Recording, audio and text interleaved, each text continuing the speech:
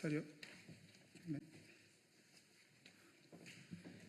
저희는 국민의힘 환경노동위원회 위원들입니다. 오늘 민주당이 주도해서 일방적으로 노동조합법 2조, 3조를 통과시키는 중에 있습니다. 규탄 성명을 발표하도록 하겠습니다. 금일 더불어민주당은 여야 간에 어떠한 협의도 없이 노조법 2, 3조 개정안을 국회 환경노동위원회 전체회의에서 일방적으로 날치기 처리했습니다. 이는 민주주의를 유린한 반의회적 폭거이자 국민과 국회, 나아가 노사자치의 원칙까지 짓밟은 이재명식 입법 독재의 민낯입니다. 노조법의 역사는 곧 노사 간 협치의 역사입니다. 그러나 민주당은 이 기본 원칙마저 정략적으로 왜곡하며 입법부를 사유화하고 민주주의의 근간마저 뒤흔들고 있습니다. 이재명 정부의 오만과 독선이 적나라하게 드러나고 있습니다. 문제의 노조법 개정안은 노동자의 권익 보호를 빙자한 위장 입법에 불과합니다. 실상은 사용자의 책임을 비정상적으로 확대시켜 노동 현장을 갈등과 혼란의 소용돌이로 몰아넣는 명백한 갈등 조장 악법입니다. 불법 파업에 대한 제재는 사실상 무력화되며 기존 법 체계와 충돌로 인해 법적 안정성은 뿌리채 흔들릴 것입니다. 지금 대한민국 경제는 총체적 위기에 놓여 있습니다. 저성장, 고물가, 고금리, 삼중고 속에 수많은 기업과 노동자들이 생존을 건 사투를 벌이고 있습니다. 그럼에도 불구하고 민주당은 이러한 절박한 현실을 외면한 채 민주노총의 청부 입법에만 혈안이 되어 국가 경제를 나락으로 내모는 입법 폭출을 자행하고 있습니다. 국익도, 민생도, 상식도 실종된 채 오직 표 계산과 정치적 계산기만 두드리는 무책임의 극치입니다. 정작 피눈물을 흘리는 건 땀 흘려 일하는 현장의 성실한 노동자들이며 그 고통의 대가는 국민과 기업이 고스란히 떠안게 될 것입니다. 지금 이 순간에도 대한민국은 미국과 통상협상, 관세협상을 벌이고 있습니다. 글로벌 공급망 재편과 관세 질서의 격변 속에서 수많은 기업들은 생존을 위해 국내를 떠나려 준비하고 있습니다. 기업이 떠난 나라에서 노조법 개정은 도대체 누구를 위한 것입니까? 일자리가 사라지고 산업이 붕괴된 뒤에 노동 권익 보호도 노사 관계도 존재하지 않습니다. 이처럼 냉혹한 현실은 외면한 채 일방적으로 밀어붙이는 민주당의 입법 폭주는 명백한 자해적 정치이며 국민 경제를 인질로 삼는 정치적 폭력이고 법치와 상식을 파괴하는 입법 구태타입니다. 국민의힘은 이재명 정부와 민주당의 폭주를 결코 자시하지 않을 것입니다. 민주당은 지금이라도 즉각 입법 독주를 멈추고 국민적 공감과 사회적 합의를 바탕으로 한 여야 협치의 장으로 복귀할 것을 강력히 촉구합니다. 2025년 7월 28일 환경노동위원회 국민의힘 의원 일동 이상입니다. 자료 경례. 대표 후보께서 기자회견에 있습니다. 이 정권이 바뀌었는데도 여전히 내란 세력들이 준동하고 있고요. 내란 세력에 대한 어떤 단죄가 이뤄지고 있지 않은 현실에서 박찬대 당대표 후보께서 관련 기자회견을 하겠습니다. 권영세, 이양수, 권성동 경선 후보가 결정이 됐는데도 그것을 인위적으로 경선 쿠데타를 실시했던 사람들, 그리고 윤석열에 대해서 내란범을 비호하고 옹호했던 45명의 국회의원에 대해서 오늘 강력한 법적 조치를 요구한다라고 하는 기자회견을 하겠습니다. 박찬대 당대표 후보의 기자회견을 듣도록 하겠습니다.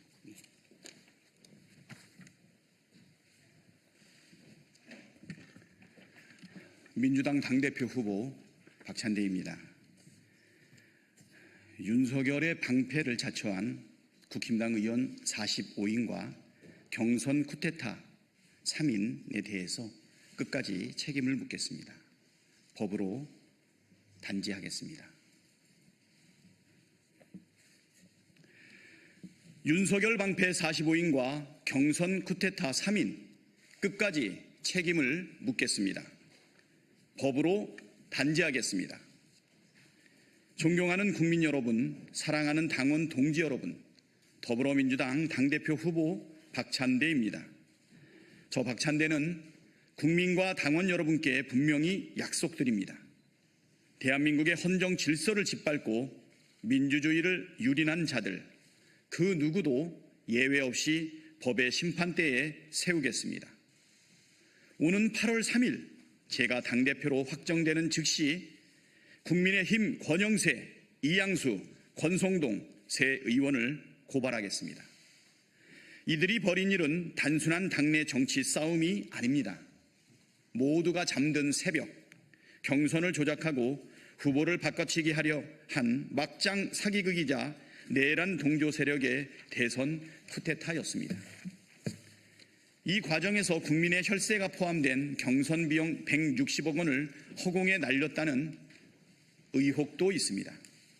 의혹이 사실이라면 배임 및 국고 손실입니다. 지난 25일 국민의힘 당무감사위원회조차 6.3 대선 후보 교체 결정이 불법이었다고 결론 내렸습니다.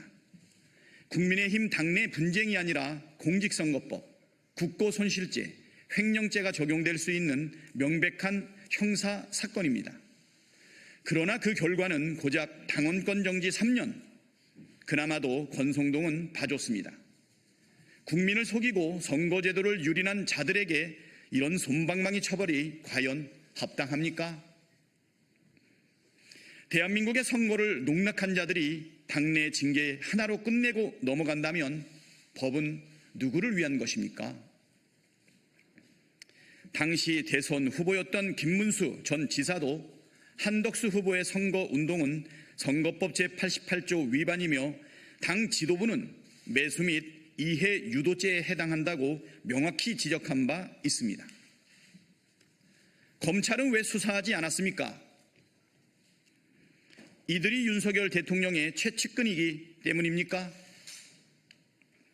160억 원의 행방이 불분명하고 선거가 조작되고 헌법이 훼손됐는데 왜 아무도 처벌받지 않습니까? 대한민국의 이 법과 정의가 이 정도로 가볍게 무너져도 되는 것입니까?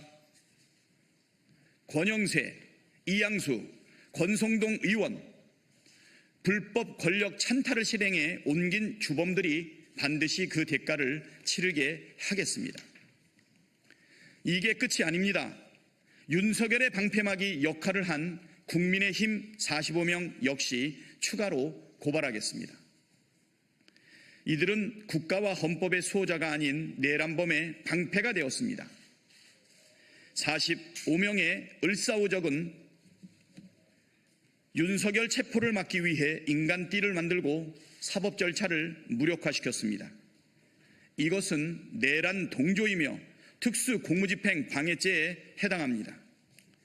이들이야말로 윤석열의 범죄를 공모하고 대한민국의 민주주의를 파괴한 내란 공범입니다. 저는 이들에 대한 국회의원 제명 촉구 결의안 발의를 준비하고 있습니다. 국민을 대신해 국회가 책임을 물어야 한다는 절박한 심정에서입니다. 그러나 국회의원 배지를 떼는 것만으로는 부족합니다. 형사적 책임도 반드시 물어야 합니다. 일반 재판부가 아닌 특별재판부에서 공정하게 재판받게 만들겠습니다. 저 박찬대는 끝까지 싸우겠습니다. 불법 경선을 주도한 3명, 내란을 방조한 45인, 그 누구도 법 위에 존재할 수 없습니다. 내란 동조 세력에게 면죄부는 없습니다.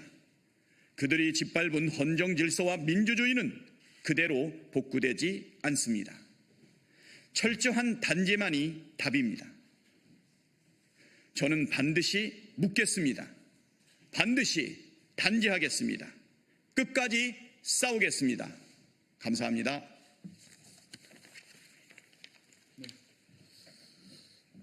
백브리핑은요, 앞에 나가서 하도록 하겠습니다. 감사합니다.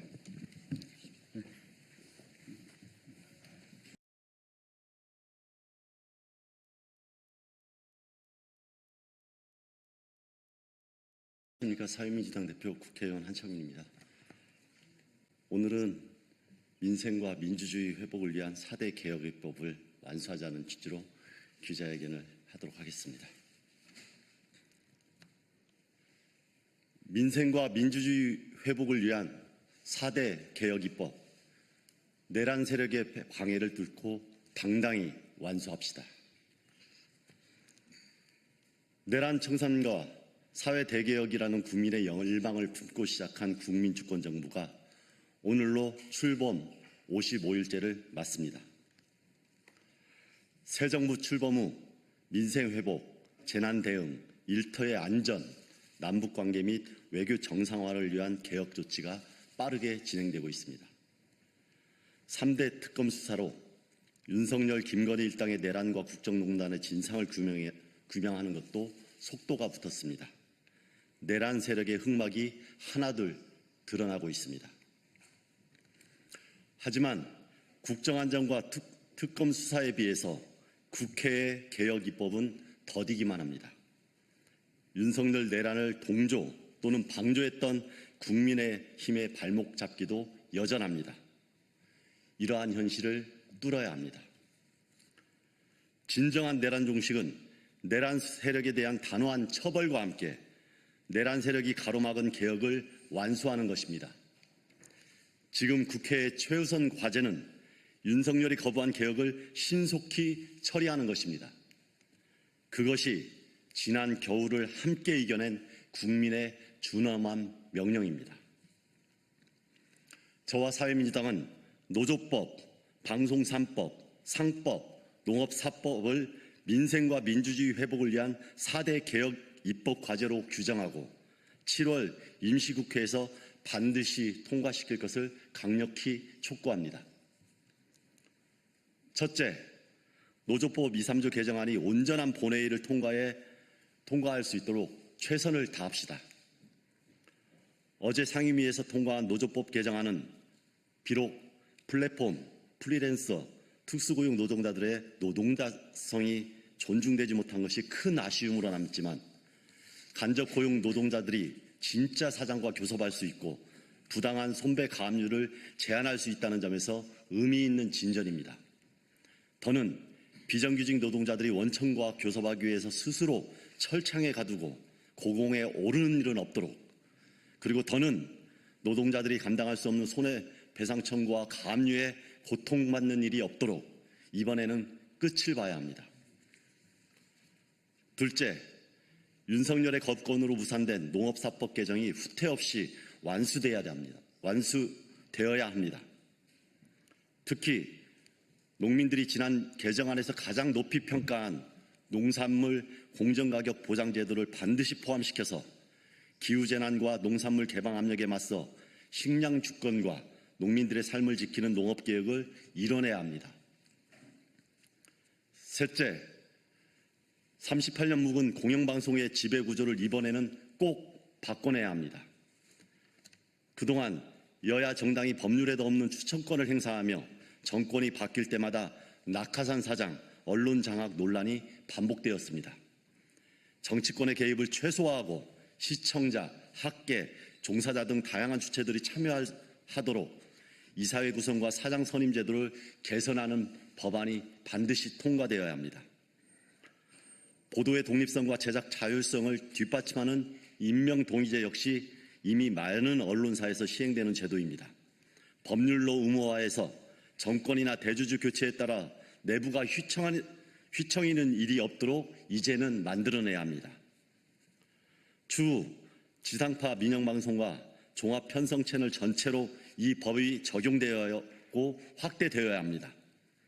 방송 3법을 조속히 처리하고 글로벌 OTT 자본의 영향력 확대에 맞서서 미디어 공공성과 다양성을 강화하기 위한 정책과 법체계 개편 논의에 우리가 함께 시작할 때입니다. 넷째, 자본시장의 공정성과 투명성 확보를 위한 상법 개정이 이제 완료되어야 합니다. 저는 지난 3일 상법 개정안 통과를 환영하면서도 야사당과 노동시민사회 단체가 함께 요구해온 집중투표제와 주주대표소송 요건 완화, 단독 주주권 도입, 감사위원 분리선출 확대 등의 후속 개정이 필요하다고 역설한 바 있습니다. 이 중 집중투표제와 감사위원 분리선출 확대가 어제 법사위 법안 소위를 통과했습니다.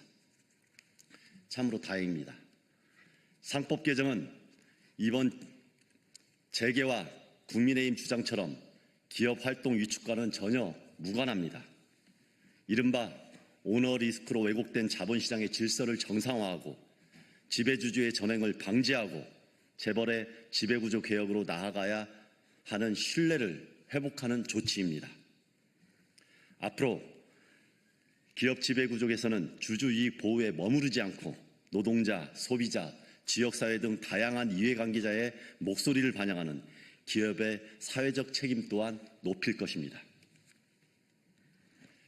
지금까지 이야기한 4가지 개혁 입법은 어느 하나 우선순위를 가리기 어려운 시급한 개혁 과제들입니다. 윤석열의 폭정과 내란에 맞서 싸운 국민들이 오랜 시간 함께 요구해온 개혁 입법들입니다. 국회는 4대 개혁 입법 완수를 통해서 정치에 대한 더욱 강한 신뢰를 국민들에게 보여주길 바랍니다. 마지막으로 국민의힘에 강력하게 경고합니다. 내란 우두머리 윤석열이 거부한 개혁 입법을 또다시 거부하는 것은 내란을 종식할 의사가 없다는 것입니다. 여전히 내란을 자행했던 그들과 한편이라는 방증입니다. 그런 식으로 할 경우에 국민들의 준엄한 심판이 뒤따르다는 것을 잊지 말길 바랍니다. 개혁을 막는 그런 잘못되고 편협된 낡은 정치 이제 걷어내십시오. 그렇지 않으면 국민들에게 2번, 3번의 또 다른 심판을 받을 것입니다. 역사의 단두대에 올라갈 수 있다는 것을 명심하십시오. 국회는 국민께 드린 약속을 잊지 말아야 합니다. 우리가 그토록 바라던 새로운 대한민국을 위해서 내란 세력의 회방을 뚫고 당당하게 그리고 뚜벅뚜벅 사회 대개혁으로 한 발짝씩 더 나아갑시다. 저와 사회민주당도 4대 개혁 입법의 7월 임시국회 통과로 국민께서 부여하신 내란 종식과 사회 대개혁의 사명을 다하도록 최선을 다하겠습니다. 그리고 한 발 더 나아가기 위해서 더욱더 정치개혁과 사회개혁으로 매진하겠습니다. 고맙습니다.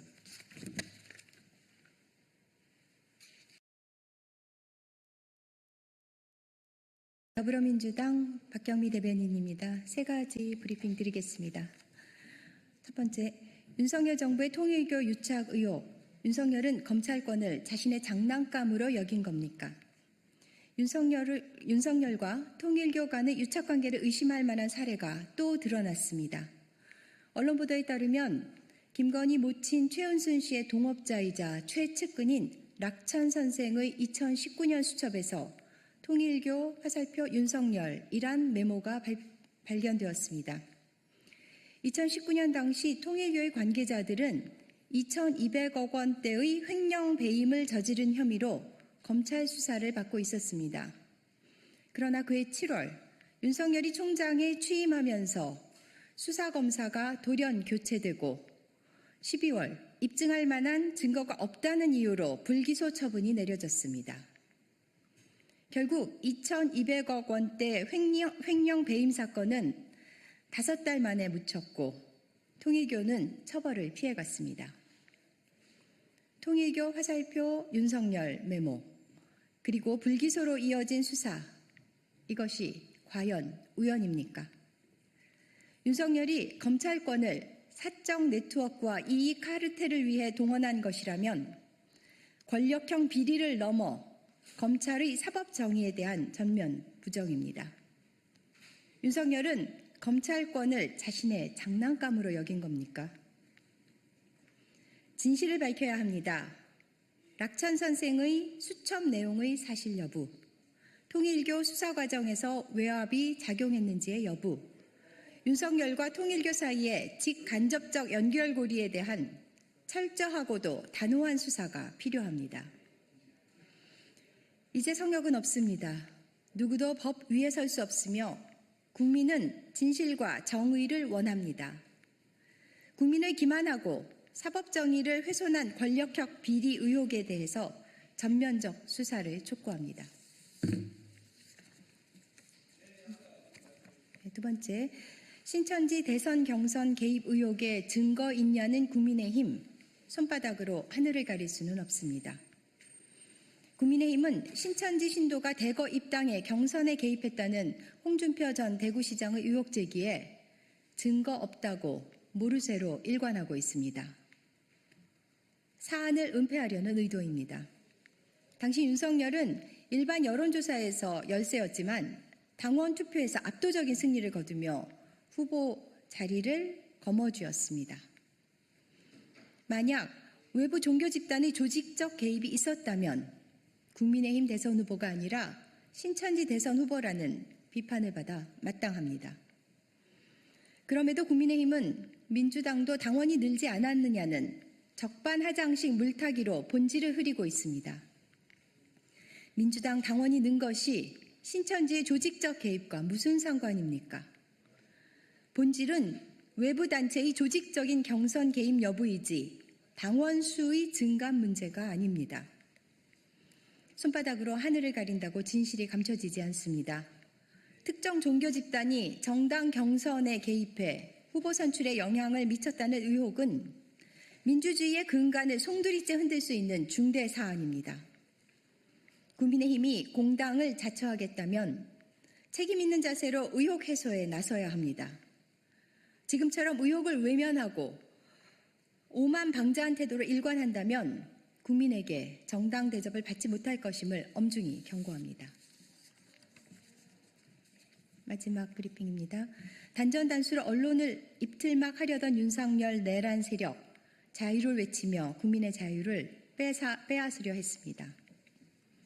내란 특검은 이상민 전 행정안전부 장관에 대해 내란 중요 임무 종사, 직권남용 등 혐의로 구속영장을 청구했습니다. 이상민 전 장관은 결국 윤석열의 지시를 받아 MBC와 JTBC 등의 언론사에 대해 단전단수를 지시한 것으로 드러났습니다. 해당 지시는 소방청장을 통해 일선 간부까지 전달된 사실이 확인되었습니다. 판사 출신인 이 전 장관이 헌재 심판에서 위증을 했다니 정말 파렴치합니다. 이상민 전 장관에 대한 구속영장으로 윤석열 내란 세력이 불법 계엄을 성공시키기 위해 초유의 언론 탄압을 치밀하게 준비했음이 명백해졌습니다.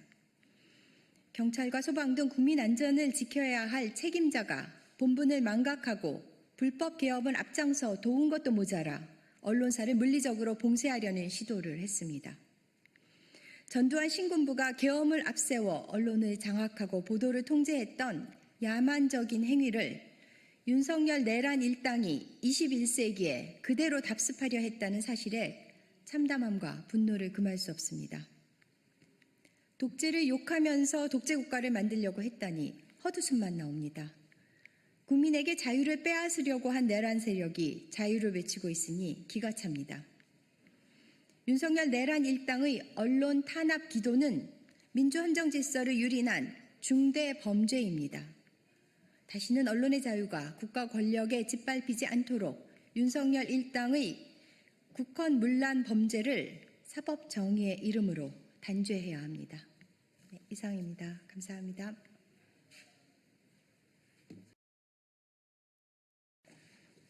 안녕하십니까? 국회 교육위원회 강경숙 의원입니다. 저는 지난 6월 18일 20시경 전북 익산의 한 고등학교 남학생이 같은 학교 신규 여교사에게 신체 주의 부위 사진과 성희롱성 메시지를 보낸 사건에 대해서 강력하게 규탄하고 관련 기관의 합당한 조치를 촉구하고자 이 자리에 섰습니다. 이번 사안은 사이버 성폭력으로서 매우 충격적인 교권 침해 사건입니다. 그런데 교육활동 시간이 아니다라는 이유로 제도적 보호를 받지 못한 어처구니 없는 상황이 진행 중입니다. 벌써 서희초 사태와 제주 교사 사건을 잊은 건 아닌지, 그 현실을 고발하고 교육당국에서 이를 바로잡아야 함을 촉구하고자 이 자리가 마련되었습니다. 함께해 주시기 위해 오신 교육단체 대표분들을 소개하도록 하겠습니다. 교사노조연맹 장경주 정책처장님, 강현아 교권국장님 오셨습니다. 전북교사노동조합 정재석 위원장님, 정준혁 대변인님 오셨습니다. 전국사서교사노조 박장순 위원장님 오셨습니다. 전국특수교사노조 장은미 위원장님 오셨습니다. 경기교사노조 이지혜 연대사업국장님 오셨습니다. 충남교사노조 이지윤 교권국장님 오셨습니다. 중등교사노조 왕건환 연대협력국장님 오셨습니다. 낭독 후에는 강현아, 이지윤, 왕건환님께서 자유발언해 주시겠습니다. 상식적인 말이지만 교육활동은 교실과 수업 시간에만 국한되지는 않습니다. 학생과 학부모 상담, 생활지도, 정서적 지원 등이 있고 이는 메신저, SNS 등 디지털 매체를 통해 거의 모든 시간, 실시간에 걸쳐 지속적으로 이루어집니다. 이를 포괄해 교육활동이라고 하는 것이고 모두 교육적 행위입니다.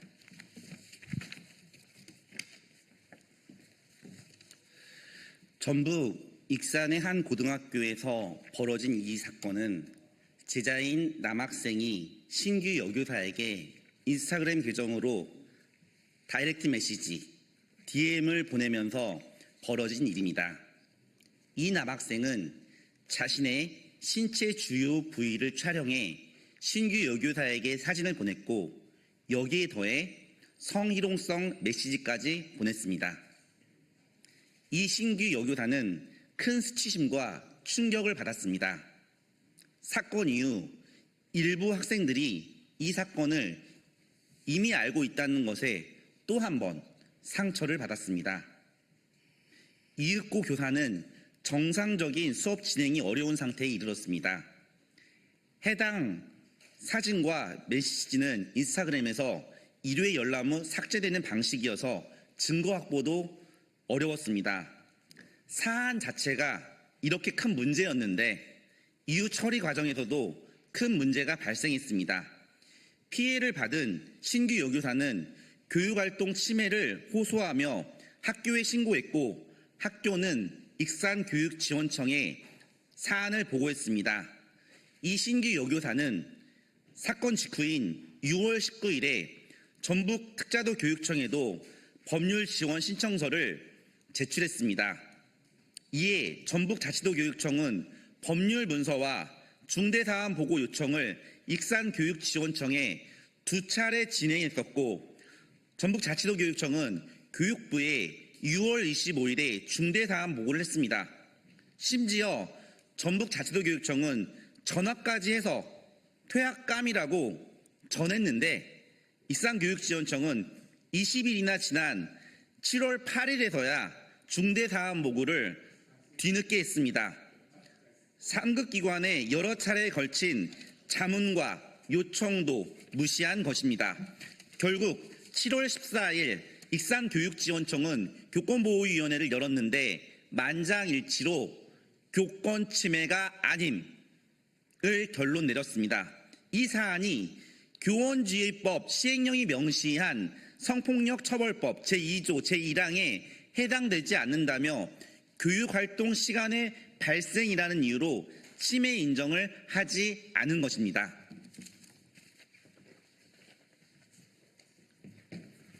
익산교육지원청과 전북교육청에 묻습니다.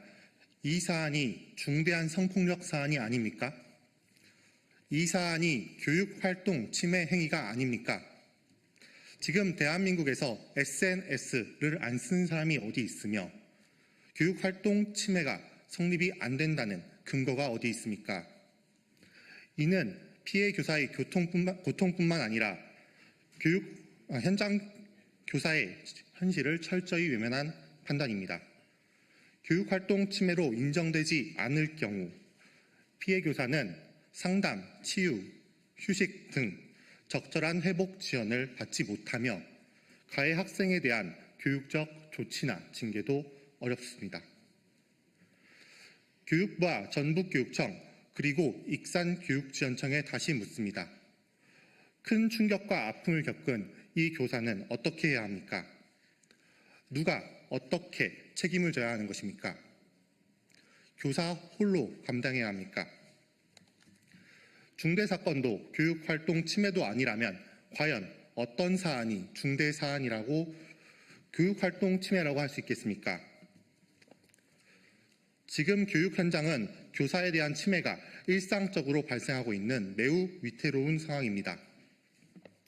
교사들은 수업 외 시간에도 학생 상담과 생활 지도를 위하여 문자, SNS 등 다양한 채널을 활용하고 있습니다. 그 과정에서 교사들은 성희롱, 모욕, 위협 등에 노출되어 있습니다. 해당 교육지원청은 2024년도에 14회, 올해는 현재까지 6회의 교권보호위원회를 개최했었습니다.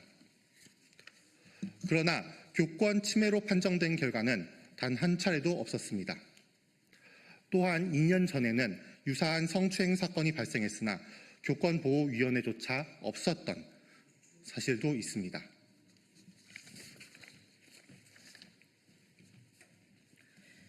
교사들은 학생이나 보호자로부터 다양한 형태의 교권 침해를 겪고 있지만 피해 발생 후 실질적인 보호를 받지 못하는 취약한 상태에 놓여 있습니다. 교육부는 2024년 교권보호위원회 접수 교권 침해 건수를 4,234건으로 발표했습니다. 최근 5년 경향을 보더라도 매우 높습니다. 교원단체와 교원노조에서는 실제 교권 침해가 더 많다고 보고 있습니다. 2023년에만 10년차 미만 교사는 500명 이상이 학교를 떠났습니다. 교권 침해, 교육 현장에선 여전히 너무 많고 제대로 잘 해결되지 않고 있습니다.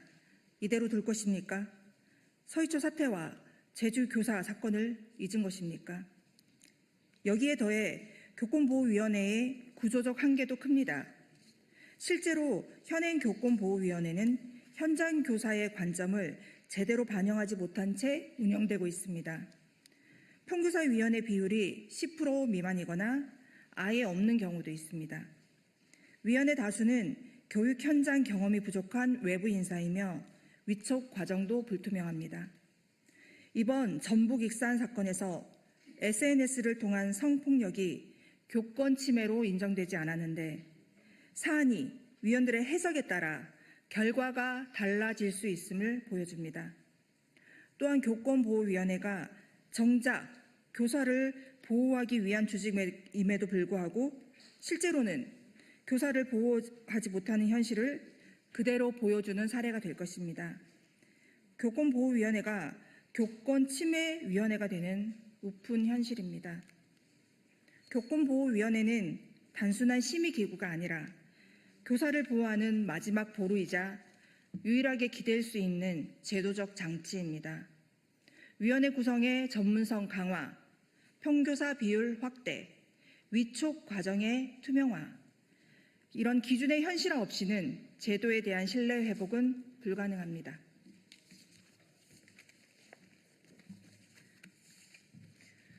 교사노동조합연맹이 실시한 교권 실태 설문조사에 따르면 응답자 3,559명의 약 40%가 교육활동 침해를 경험했다고 응답했습니다. 그중 90%가 넘는 교사들이 이러한 침해에도 교권보호위원회를 개최하지 않고 참고 넘어갔다고 밝혔습니다. 심의가 이뤄진 경우에도 절반에 가까운 교사들이 그 결과가 타당하지 않았다고 평가했습니다. 현재 가장 시급한 과제로 교사들은 아동복지법, 교원지휘법, 학교안전법상 교육활동 범위 등 관련 법령과 그에 따른 매뉴얼이 실제 교육 현장의 어려운 상황을 반영하지 못한다고 응답했습니다. 현행 학교안전법과 같은 법 시행령은 교육활동을 수업시간과 교실 중심으로 한정하고 있는 한계가 있습니다. 수업시간 외 SNS를 이용한 성희롱, 괴롭힘 역시 교육활동 침해로 인정받아야 하고 필요하다면 법 개정도 해야 합니다. 이제는 교사를 실질적으로 보호할 수 있도록 교권보호 기준과 절차, 관련 법령과 시스템 전반을 다시 점검하고 전면적으로 개편할 시점입니다. OECD와 유네스코는 물론 대한민국 교육부와 교육청이 지향하고 있듯이 미래 교육에서도 교사들은 교육의 핵심입니다. 늘어만 가는 현실의 교육 활동과 앞으로 감당할 미래 교육을 위해서라도 교사의 활동은 계속 확장할 것입니다. 그에 상응하는 보호장치 또한 반드시 강화되어야 합니다. 교육 활동이란 무엇입니까? 교사의 노력이 인정되지 않고 교권 침해로부터 제대로 보호받지 못한다면 그 어떤 교육도 지속될 수는 없을 것입니다. 이번 전북 익산의 사건처럼 SNS를 통한 성범죄가 교육활동 침해로 인정되지 않은 현실은 교사들에게 극심한 좌절을 안겨주었습니다. 특히 신규 여교사의 피해를 생각하면 서희초 선생님과의 약속이 다시 떠오릅니다. 이번 신규 여교사는 분명 교육활동으로 침해를 당했지만 해당 교육지원청은 시간과 형식의 문제로 축소하고 외면했습니다. 이 자리를 빌어 이번 사건이 한 명의 교사의 고통을 넘어 대한민국 교사 모두에게 해당된다는 말씀을 드리지 않을 수 없습니다. 저는 익산교육지원청의 교권보호위원회 결과를 강력하게 규탄합니다. 교육부와 전북교육청 그리고 전체 교육당국에도 촉구합니다. 이 사안에 대해서 전향적인 자세로 최대치로 임해줄 것을 촉구합니다. 교육당국은 이번 사안이 매우 중대하다는 점을 다시 한번 인지하시고 교육부와 전북교육청의 철저한 진상 파악과 합당한 사후 조치와 제도 개선을 강력하게 촉구합니다. 감사합니다. 자, 이어서 자유발언하도록 하겠습니다.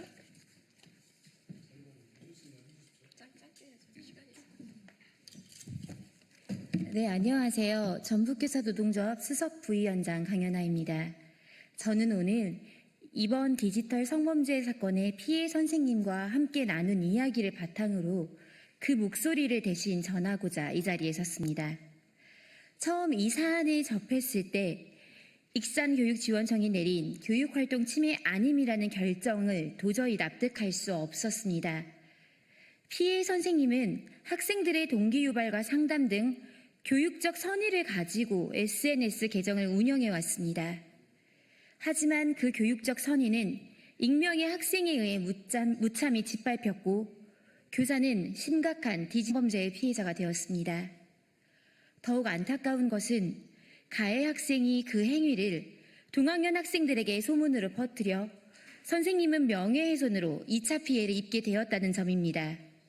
피해 선생님은 자존감이 무너졌으며 정상적인 교육활동은커녕 평범한 일상마저 유지하기 어려운 상태에 놓여 있습니다.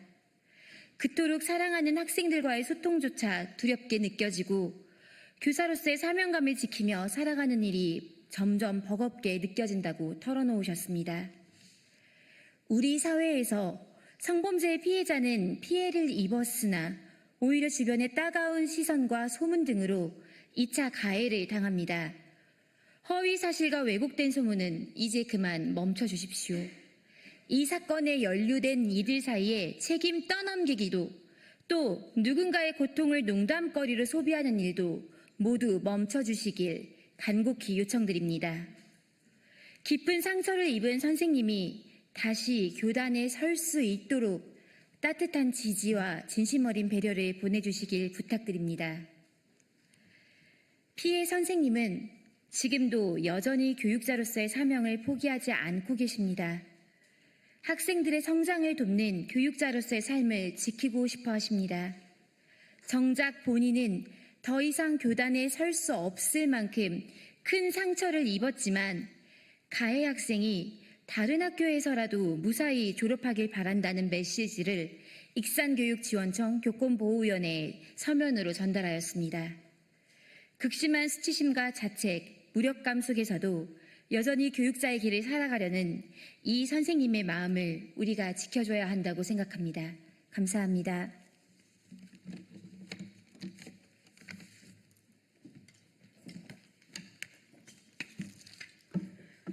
안녕하십니까. 충남교사노조 교권국장 이지윤입니다. 최근 전북에서 발생한 교권 침해 사건은 대한민국 교육 현장의 현실을 다시금 적나라하게 드러냈습니다. 이는 특정 지역만의 문제가 아닙니다. 제주에서는 교사가 학생에게 강제추행을 당했지만 교권보호위원회는 고작 학생에게 사회봉사 10시간이라는 솜방망이 조치를 내렸습니다. 충남의 한 중학교에서도 다수의 학생이 의도적으로 단체 채팅방을 만들어 교사를 모욕하고 수업 방해를 공모 실행한 유사한 사건이 있었습니다. 뿐만 아니라 교육 활동 중인 교사를 몰래 촬영하여 6개의 SNS 공개 계정을 통해 조롱과 성적 수치심을 유발하는 게시물을 지속적으로 올렸습니다. 그러나 교권보호위원회가 내린 처분은 고작 평균 출석 정지 3일에 불과했습니다. 피해 교사는 여전히 극심한 정신적 고통과 트라우마에 시달리고 있습니다. 현재 교권보호위원회의 가장 큰 문제는 심의 결과가 위원 구성과 역량에 따라 천차만별이라는 점입니다. 위원회 구성의 전문성과 공정성이 심각하게 부족하며 교원위원회에 아예 없는 경우도 존재합니다. 특히 교권 침해가 인정되면 교사는 그 조치에 대해 행정심판을 청구할 수 없지만 학생이나 보호자는 언제든지 본인에게 내려진 처분에 불복해 행정심판을 청구할 수 있습니다. 이처럼 불균형한 구조 속에서 위원들은 많은 부담을 안고 결정을 내립니다. 충남교사노조는 교권보호위원회의 근본적인 개혁을 강력히 요구합니다. 심의 기준을 명확히 하고 위원회의 결정이 객관성과 일관성을 가질 수 있도록 전문성 있는 구성과 제도 정비가 필요합니다. 특히 교원위원회를 반드시 포함시키고 교원단체가 추천한 위원이 법적으로 참여할 수 있도록 보장해야 합니다. 무엇보다 교사 또한 심의 결과에 대해 불복할 경우 행정심판을 청구할 수 있는 권리가 보장되어야 합니다. 교육부는 교권 침해에 대해서는 무관용 원칙으로 대응하겠다고 밝혔지만 실상은 교사에게 또 다른 행정적 부담과 고통만을 안기고 있습니다. 결과가 상황의 무게에 비해 가볍게 느껴진다면 그 제도는 존재 의미를 잃습니다. 교사가 안전하고 존중받는 교육 환경을 만들기 위해 법과 제도의 실질적 개선이 필요합니다. 감사합니다.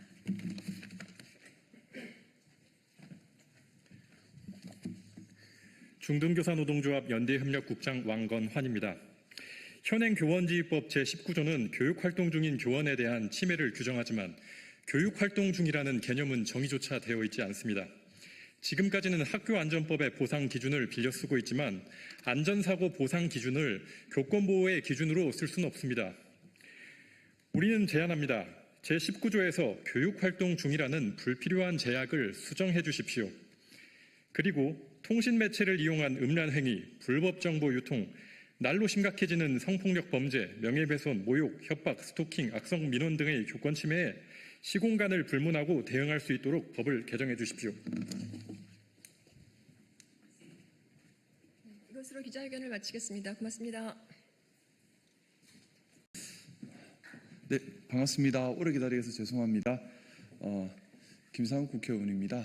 본격적인 그 기자회견 시작하기 전에 조금 말씀 올리고 시작하도록 하겠습니다. 보험회사가 우리나라에서 어떻게 보면 독과점 체제로 되어 있는 부분이 있습니다. 그렇기 때문에 보험회사들 간에 합의를 해서 강행을 해버리면 중간에 막기가 참 어려운 부분이 있습니다. 어떻게 보면 이런 것도 사회적 갑질이 될 수 있는 그런 부분인데요.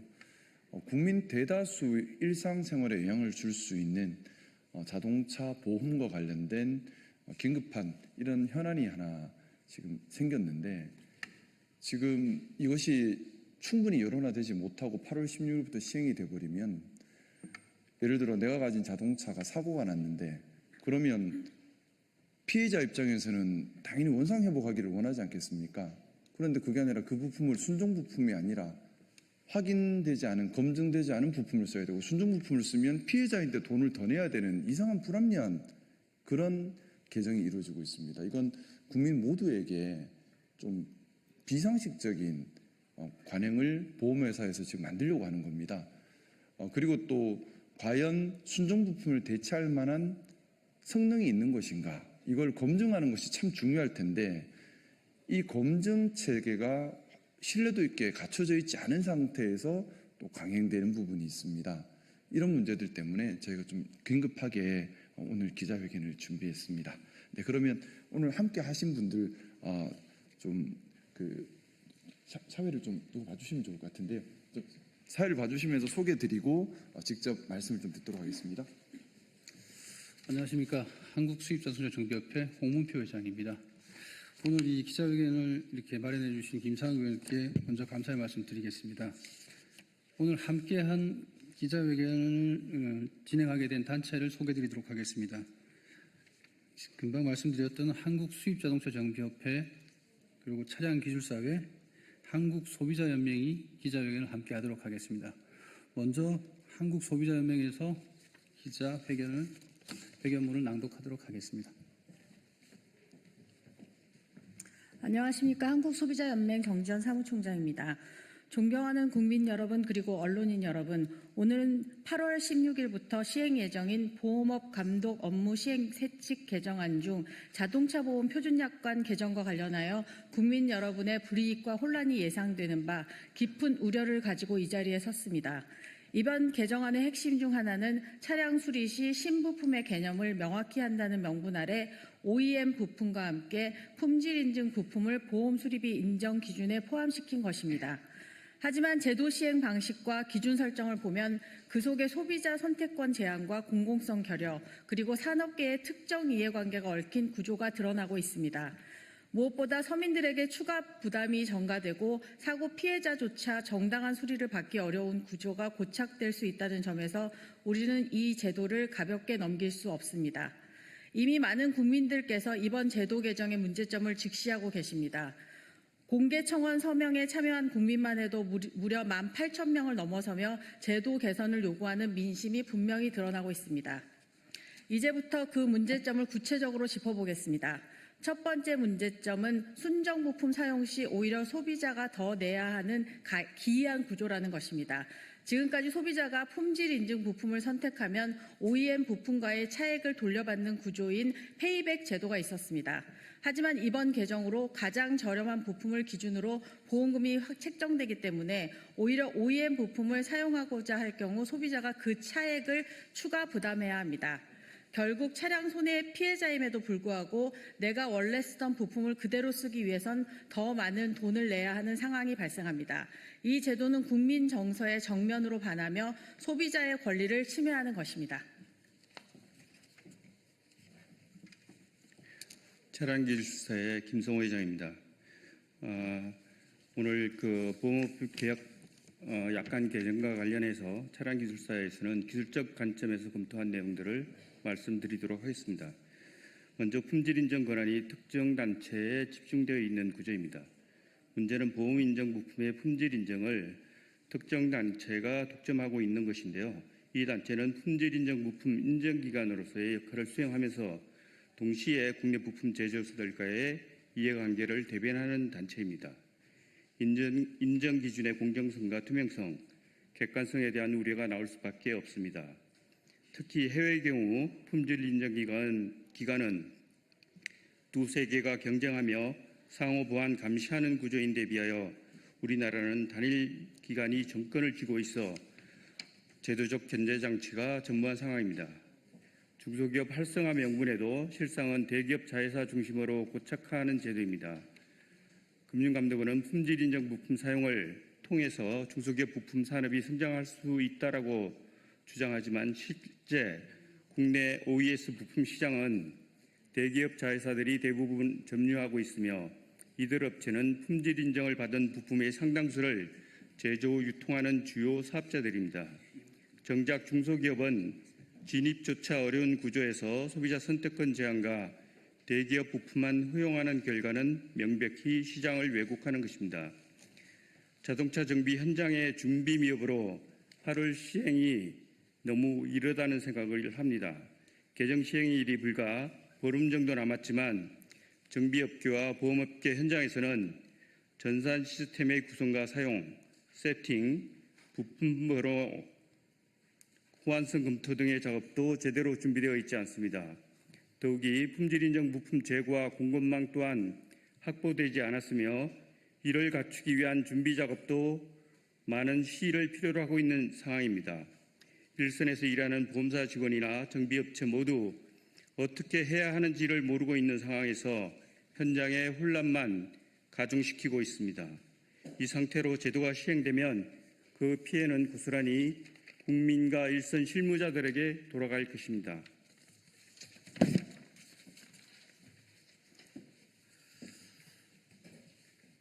네, 저는 현장 중심의 지금 시행되는 문제점에 대한 부분을 설명드리도록 하겠습니다. 제도 개선 촉구 사항입니다. 첫 번째, 인증업체의 단독 인증 체계 철저 검토 및 제3자 인증기관 확대. 품질인증부품 제도는 정부 주도 또는 독립된 제3자 기관이 담당해야 하며 해외처럼 인증기관 두세 개가 경쟁하며 상호 보완 감시해야 합니다. 또한 인증 기준과 절차는 국민에게 투명하게 공개되어야 합니다. 두 번째, 소비자 고지 및 선택권 보장 절차 법제화. 수리 시 OEM, OES, ODM, 품질 인증 부품 등의 명확한 설명과 소비자의 동의가 반드시 선행되어야 합니다. 보험사는 소비자 선택권을 제한해서는 안 됩니다. 세 번째, 기존 페이백 제도 유지 및 확대. 국민이 품질 인증 부품을 자발적으로 선택했을 때만 차액을 돌려주는 보상형 구조를 유지해야 합니다.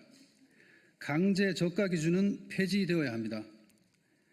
네 번째, 정비업계, 보험업계 협의체 즉각 구성 및 공동 가이드라인 수립, 전산 코드 표준화, 품질 인증 조달 가능 여부, 보험 적용 범위 등을 사전 협의해야 합니다. 다섯 번째, 제도 시행 유예 및 시범사업 도입. 혼란을 막기 위해 2025년 하반기까지 시행을 유예하고 시범 운영을 통해 문제점을 점검 보완해야 합니다.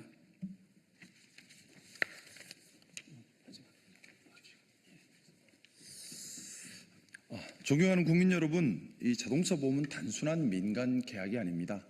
그리고 이번 개정을 통해서, 약관 개정을 통해서 전 국민들께 직접적인 이해관계가 있는 일입니다. 그런데 우리가 기자회견을 통해서 듣고 보고 하신 것처럼 준비가 되어 있지 않습니다. 또 방향성도 맞지가 않습니다. 상식적이지 않은 방향성입니다. 과연 인증기관이 제대로 국민들께서 신뢰할 수 있는 인증기관인지, 이 방향성에 대해서 국민들에게 충분히 설명을 하고 양해를 구하고 합의를 얻은 것인지 우리는 의문을 제기할 수밖에 없고요. 소비자, 우리 국민 전체가 소비자인데 이 국민 전체에게 피해를 주는 이런 준비되지 않은 약관 개정이 8월 16일부터 시행됩니다. 이렇게 돼서는 안 되는 일이기 때문에 지금이라도 8월 16일부터 시행할 것이 아니라 무엇이 원인인지, 방향성이 무엇인지 다시 원점에서 재검토해야 함을 저희가 정말 간곡한 심정으로 말씀을 드리고요. 이게 만약 시행되고 나면은 국민들 대다수가 너무나 황당한 피해를 보게 될 일이 될 것 같습니다. 국민 여러분의 권익을 지키고 자동차 산업의 건전한 발전을 도모하기 위한 공정하고 투명한 자동차 보험 제도가 정착될 수 있도록 많은 관심과 성원 부탁드리겠습니다. 고맙습니다. 오늘 기자회견을 개최해 주시고 함께해 주신 분들을 소개하고 마무리하도록 하겠습니다. 우선 김상우 의원님, 차량기술사의 김성호 회장님, 소비자연맹의 담당자분 사무총장님, 오늘 이렇게 함께해 주셔서 감사드리고, 이 관련된 내용에 있어서 국민들이 이해할 만큼의 법 제도나 관련 규정이 제대로 진행되고 시행될 수 있도록 많은 도움 부탁드리고 저희들의 앞으로 같이 함께할 수 있도록 노력 다하도록 하겠습니다. 감사합니다. 예, 시작하겠습니다. 진보당 수석 대변인 홍성규입니다. 두 가지 말씀 드리겠습니다. 첫 번째입니다. 노란봉투법은 우리 국민들을 살리는 법입니다. 국회 환노위 통과를 환영합니다. 그리고 특수고용노동자 인정까지도 나아가야 합니다. 노조법 2, 3조 개정안이 국회 환경노동위원회를 통과했습니다. 윤석열 내란 정권이 두 차례나 거부권을 행사했던 법입니다. 이 뜨거운 폭염 속에서도 간곡하고도 강력하게 함께 요구했던 우리 노동자들, 국민들과 함께 환영합니다. 지금 이 순간에도 곳곳에서 우리 노동자들은 일터에서 죽어 나가고 있습니다. 엊그제 27일 서울 금천구 상수도 누수공사 현장에서 작업 중이던 노동자가 죽었습니다. 쓰러진 작업자를 구하기 위해서 진입한 노동자도 의식불명입니다. 어제인 28일 오전에는 경남 의령 도로공사 현장에서 땅을 뚫는 천공기에 끼어 노동자가 죽었고, 오후에는 강원도 동해시 화력발전소에서 8m 아래로 떨어져 노동자가 죽었습니다. 노란봉투법은 지금 이 순간에도 먹고 살기 위해 출근한 일터에서 죽어나가는 우리 노동자들을 살리기 위한 가장 기본적인 국민 생존법입니다. 그렇기 때문에 사람을 살리자는 법안에, 국민을 지키자는 법안에 억지와 궤변을 갖다 붙여 반대하는 국민의힘의 작태는 일고의 가치도 없습니다. 지난 80년간 일방적으로 기업의 목소리만을 대변했다면 이제는 지난 80년간 일방적으로 짓눌리고 무시당했던 생존의 벼랑 끝에 선 우리 노동자들의 절박한 목소리에도 귀를 기울여야 할 때라는 점을 분명히 못 박아둡니다. 노란봉투법은 불법 파업 면허법이 아니라 합법 파업 존중법이자 국민 생존법입니다. 이번에 담지 못한 특수고용 노동자, 플랫폼 노동자들의 당연한 권익 또한 제도적으로 인정받을 수 있도록 진보당이 더 힘을 내겠습니다. 두 번째입니다. 윤석열의 비상계엄 선포가 바로 생지옥이었습니다. 독방에서 전념해야 할 지적 활동이 있다면 오직 반성뿐입니다.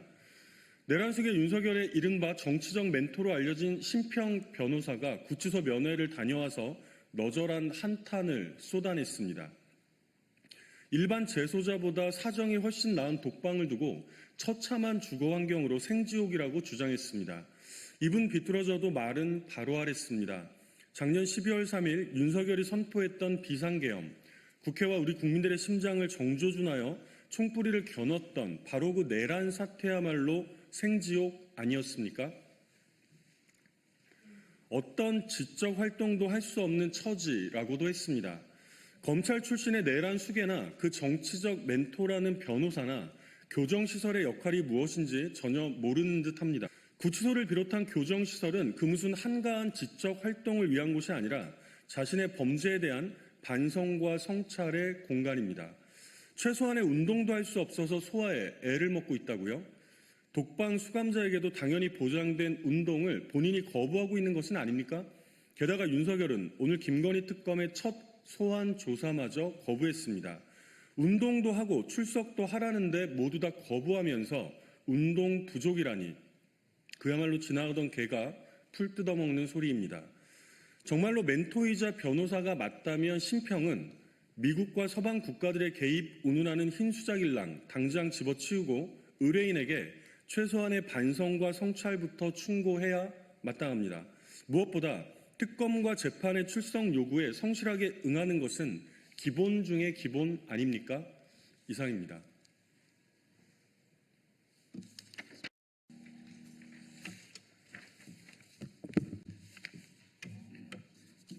예, 반갑습니다. 진보당 원내대표를 맡고 있는 울산 북구의 윤종호 의원입니다.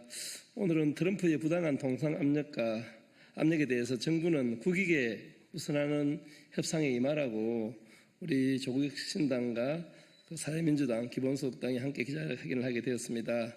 오늘 참석하신 분들 먼저 소개드리겠습니다. 조국혁신당 서항진 원내대표입니다. 사회민주당의 한창민 대표님이십니다. 오늘 기본소득당 용해인 대표는 일정상 참석을 못하고 함께 하기로 했다는 말씀을 드리겠습니다. 발언 순서는 제가 발언을 하고 또 좀 전에 소개했던 순서대로 발언을 하도록 하겠습니다. 상호간세 예고일이 불과 3일 앞으로 다가왔습니다.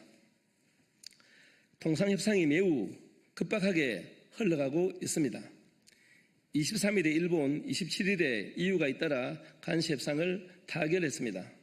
그런데 그 내용을 살펴보면 상황이 만만치 않아 보입니다. 야사당은 요구합니다. 정부는 통상특위 구성, 통상절차법에 따른 대국회 보고를 통해 국민과 국회가 함께 통상위기에 대응할 수 있도록 해야 합니다. 미국의 부당한 압력에 맞서 모을 수 있는 모든 힘과 지혜를 모아야 합니다.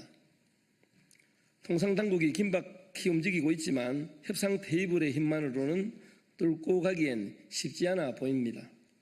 이에 오늘 조국혁신당, 진보당, 기본소득당, 사회민주당, 야사당은 정부가 미 트럼프의 부당한 통상 압력에 굴하지 않고 국민을 믿고 국익을 우선하는 협상에 나서달라는 목소리를 전하고자 긴급하게 기자회견을 열게 되었습니다.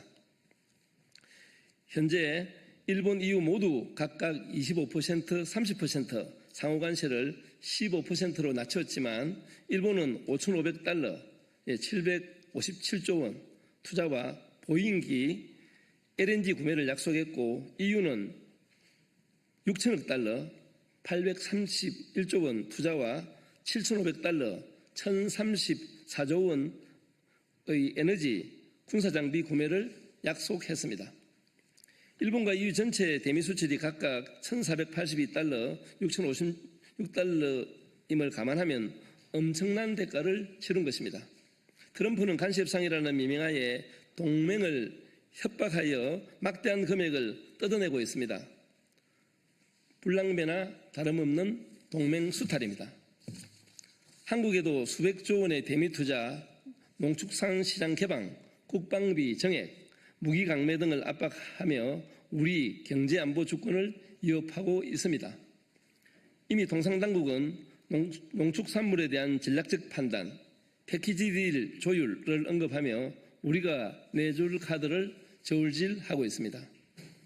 조선업 협력, 국방비 정액, 1,000억 달러 플러스 알파는 이미 기정사실화된 것처럼 보도되고 있습니다. 문제는 협상 결과가 우리에게 미칠 영향이 막대함에도 국회 보고를 포함해서 어떤 정보도 제대로 공유되지 않고 있다는 점입니다. 국민과 함께해야 제대로 국익을 지킬 수가 있습니다. 손에 쥔 협상 카드를 이리저리 끼워 맞추는 것으로 달려드는 불량배를 막아낼 수는 없습니다. 국민주권정부는 국민을 믿고 우리 국익과 주권 수호에 나서야 합니다. 국회도 지난 겨울 국민과 함께 민주주의를 지켰던 그 결단과 기세로 주권 수호에 나서야 합니다. 비상한 시기입니다. 진보당은 민생과 주권을 지키기 위해 국회에서 강장에서 할 수 있는 모든 행동을 해 나갈 것입니다. 예, 감사합니다.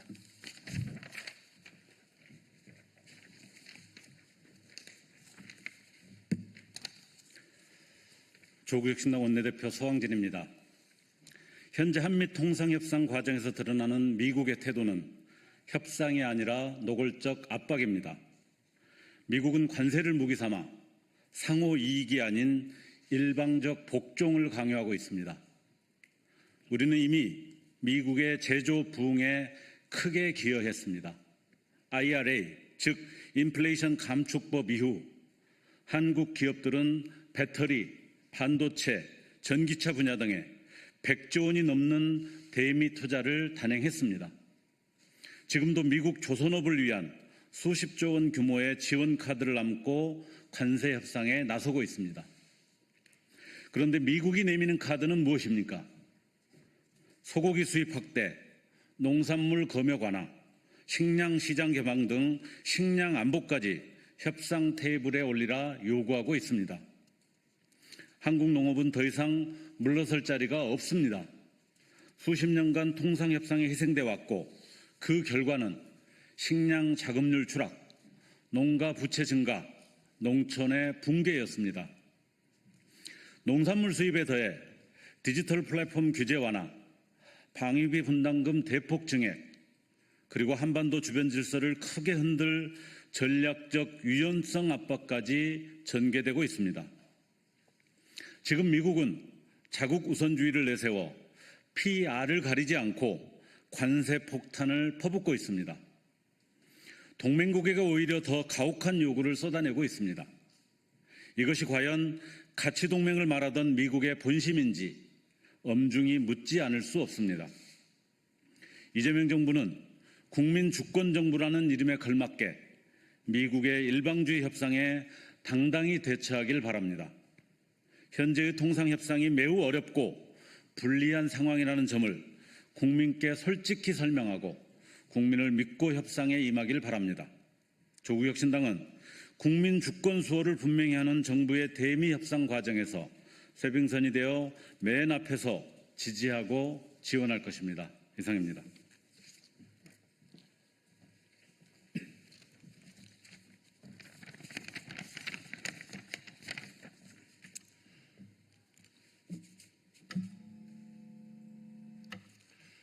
사회민주당 대표 국회의원 한창민입니다. 트럼프 행정부의 한국에 대한 개별 관세 적용 예고일이 3일 앞으로 다가왔습니다. 하루 전날인 7월 30일까지 막바지 고위급 협상이 진행될 것으로 예상됩니다. 트럼프 행정부는 25%의 고관세 적용을 무기로 관세 인하의 대가로 농축산물에 대한 시장 개방과 규제 완화, 직접 투자를 직설적으로 요구하고 있습니다. 이뿐만이 아닙니다. 국방비 증액과 주한미군 주둔비 부담액 인상까지 압박하며 한국의 경제, 일자리, 먹거리, 안보를 위협하고 있습니다. 관세 협상을 빌미로 한 디지털 주권 침해 위험도 매우 심각합니다. 미국 상공회의소는 최근 대한민국 국회에 온라인 플랫폼법 추진 철회를 압박하고 나섰습니다. 특히 구글 등의 요청으로 지난달 8월로 예정된 국내 고정밀지도 데이터의 국외 반출 심사를 앞두고 우리 정부의 국외 반출을 요구하고 있습니다. 국내 인터넷 시장과 콘텐츠를 장악한 구글이 고정밀 지도 데이터까지 확보하게 되면 국내 산업에 대한 독점적 영향력은 더욱 커질 것입니다. AI 시대, 디지털 주권은 협상이 돼서는 결코 안 됩니다. 저와 사회민주당은 지금껏 미국이 우방국가에 행한 행태에 대해서 강력히 규탄합니다.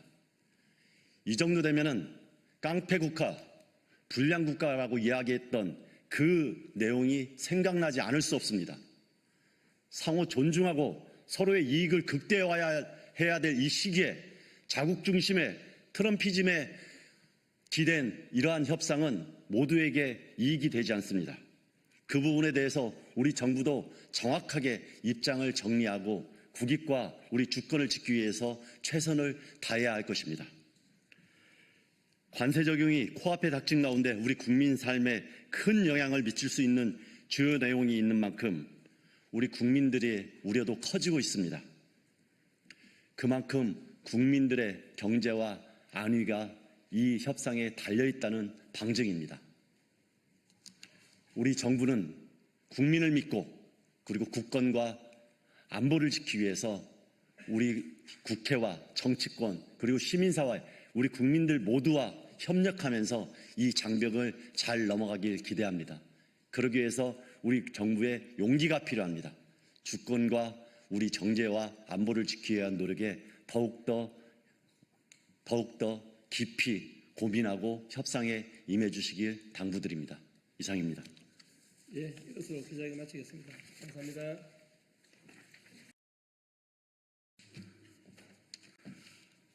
국민의힘 국회의원 한기호 의원입니다. 오늘 기자회견 자리를 마련한 것은 군 법무관 출신으로 군에서도 불온서적 관련하여 지정하는 것에 대한 반대를 해서 파면이 되었고 헌법소원을 내고 여기에 대해서 인용되어서 다시 군 법무관으로 복귀하였다가 2023년에 전역을 한 입지전적인 인물인 지영준 변호사가 국가인권위원회 상임위원 후보로 지정됐다가 논란이 빚어져서 오늘 이 자리를 빌어서 본인의 입장을 밝히겠다고 해서 이 자리에 모시고 왔습니다. 지영준 변호사님의 말씀을 직접 듣도록 하겠습니다.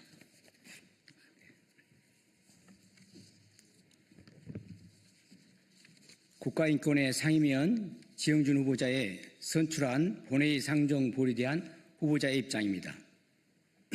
국회에서 선출되는 국가인권위원회 상임위원은 여당에서 1명, 야당 1명을 추천하는 방식으로 이루어졌습니다. 이것이 바로 의회 정치에서 소수자 보호를 실현하는 방식입니다.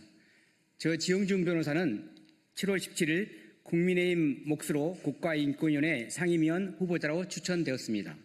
그럼에도 여야는 국가인권위원회 위임 선출안을 23일 국회 본회의에 상정하지 않기로 했습니다.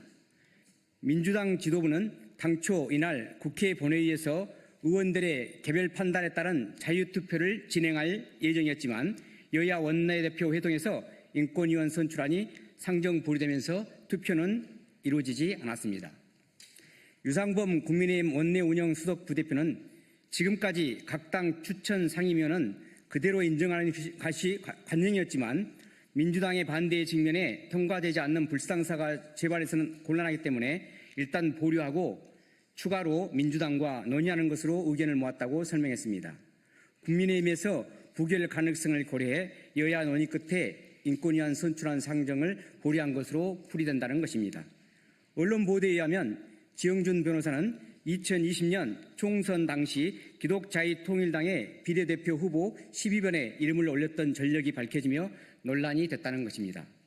특히 조국혁신당 신장식 의원은 국회 소통관에서 지영준 후보자는 2020년 4월 총선에서 기독자유통일당의 비례대표 후보자 12번에 배정되었으므로 내란 공범 옹호자 극우정당의 혐오 세력이라며 선동질하였습니다. 그리고 인권위원 선출에 반대해달라며 국회의원 300명에게 A4 2장의 호소문을 보냈다고 합니다. 오늘 저는 이에 대한 입장을 밝히려고 합니다. 무엇보다 저에 대해 국가인권위의 상임위원 선출을 반대하는 이들이 문제 삼고 있는 것은 제가 2020년 4월 15일 제21대 국회의원 선거에서 기독자유통일당의 비례대표 12번에 이름을 올렸다는 것입니다. 그런데 당시 저는 2008년 국방부의 불온소적 사건으로 징계위원회에 해부되어 파면 처분을 받아 현역 주의를 다투는 소송이 계속 중이었고 2018년 대법원 전원합의체에서 징계사유에 해당되지 않는다는 판결을 받았습니다. 그리고 2019년 10월 18일에 서울행정법원에서 현역 군인의 주의에 있음을 확인한다는 판결을 받았습니다. 2020년 4월 15일 총선은 제가 현역 군인의 주의에 있음을 법원으로부터 확인받고 그 신분이 확정되지 않은 상태에서 치러지는 선거입니다. 정당법에 의하면 현역 군인은 정당의 당적을 가질 수 없습니다. 정당의 당원이 아닌 자는 국회의원 비례대표 후보자 명부에 이름을 올려도 공직선거법상 후보자 등록은 무효입니다.